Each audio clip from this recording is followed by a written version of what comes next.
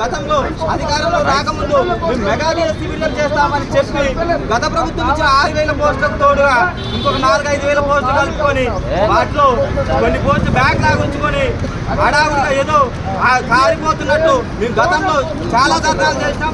వర్షాన్ని సైతం లెక్క చేయకుండా రేపు ఎగ్జామ్ అనగా కూడా ఇలా ధర్నాలు చేసినప్పటికి కూడా ఎగ్జామ్ నోటిఫికేషన్ ఆపలేదు. స్వయానా ఉప ముఖ్యమంత్రి గారే ఈ డిఎస్సీ మీరు రాయండి, త్వరలోనే 6 నుంచి 7,000 పోస్టులతో మీకు ఎంబటే డిఎస్సీ నోటిఫికేషన్ విడుదల చేస్తాం, ఈ నోటిఫికేషన్ అయిపోయిన 4 నెలల్లో నోటిఫికేషన్ ఇస్తారని స్వయానా డిప్యూటీ సీఎం గారైనా మల్లుబట్టి మార్గం చెప్పారు. ఆ మాట చెప్పి ఇప్పటికి 2.5 సంవత్సరాలుగా వస్తున్నా ఇప్పటికి నోటిఫికేషన్ లేదు. ఇటీవలే ఉపాధ్యాయులకు 2 సార్లు ప్రమోషన్ ఇచ్చారు. 18,000 నుంచి 20,000 పోస్టుల వరకు ప్రమోషన్లు ఇచ్చారు. ప్రమోషన్ల ద్వారా ఏర్పడిన నూతన ఖాళీలు, అదేవిధంగా ఉపాధ్యాయులకు రిటైర్మెంట్లు ఇవన్నీ కలుపుకొని 25 నుంచి 35,000 పై పోస్టులు టీచర్ పోస్టులు ఖాళీగా ఉన్నాయి.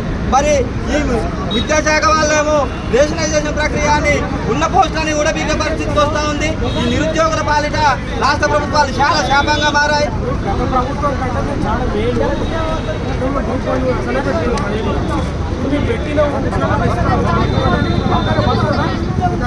అధికారంలోకి రాకముందు మేము నోటిఫికేషన్లు ఇస్తామని చెప్పారు.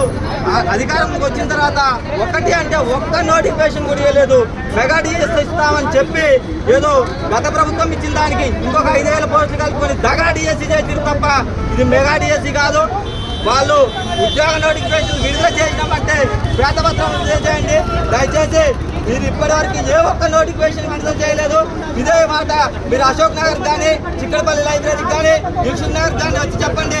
మీకు ఇంకా చెప్పులు రాళ్ళు చెప్పడానికి కూడా నిరుద్యోగులు సిద్ధంగా ఉన్నారని ఈ విధంగా హెచ్చరికలు చేస్తా ఉన్నాం. దయచేసి విద్యాశాఖ అధికారులు కూడా త్వరలో మా నిరుద్యోగుల బాధ అర్థం చేసుకొని కనీసం 15,000 పైచిలకు ఉపాధ్యాయ ఉద్యోగాలు నియామకాలు చేపట్టాలని కోరుకుంటా ఉన్నాం. అదేవిధంగా ఉపాధ్యాయ ఉద్యోగాల్లో ప్రిపేర్ అయ్యే ప్రతి ఒక్కరు కూడా కనీసం 35 నుంచి 40 సంవత్సరాల పైచిలకు ఉన్న గృహిణులు, అదేవిధంగా మాకు పెళ్లిళ్ళు చేసుకోవడానికి వయోపరిమితి భారంగా ఉన్న పరిస్థితి. మా ఇంట్లో వాళ్ళు కనీసం నెలకి 4-5 రూపాయలు పంపిస్తా ఉంటే ఆ 4-5 రూపాయలని మేము స్వయాన డబ్బులు సంపాదించుకోలేని పరిస్థితిలో మా బతుకులు కొట్టుమిట్టాడుతూ ఉన్నాయి. ఇటు ఉద్యోగాలు లేక అటు ఏదో ఒక ఉపాధి చేసుకోవాలి అర్థం కాలేని పరిస్థితులు మా నిరుద్యోగులు దయచేసి